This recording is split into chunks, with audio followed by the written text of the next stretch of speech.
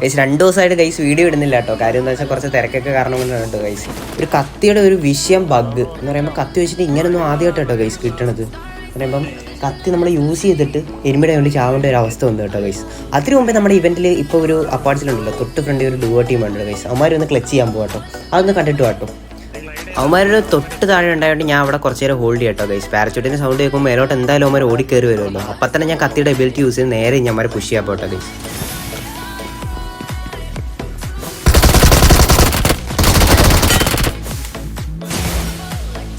Guys ഇതല്ല കേട്ടോ നമ്മുടെ മെയിൻ വീഡിയോ, ഇതാട്ടോ നമ്മുടെ മെയിൻ വീഡിയോ കേട്ടോ ഗൈസ്. കാര്യം എന്താണെന്ന് വെച്ചാൽ ഇപ്പം ഞാൻ ഈ കത്തിയുടെ എബിലിറ്റി നമ്മൾ ഒറ്റയ്ക്കുണ്ടെങ്കിൽ ഉപയോഗിക്കാൻ പറ്റത്തില്ല ഗൈസ്. നിങ്ങളൊന്ന് എക്സ്പ്ലെയിൻ ചെയ്ത് തരണം കേട്ടോ. ഞാനിപ്പോൾ ഈ നീലക്കത്തി കേട്ടോ ഇവിടെ യൂസ് ചെയ്യണത്.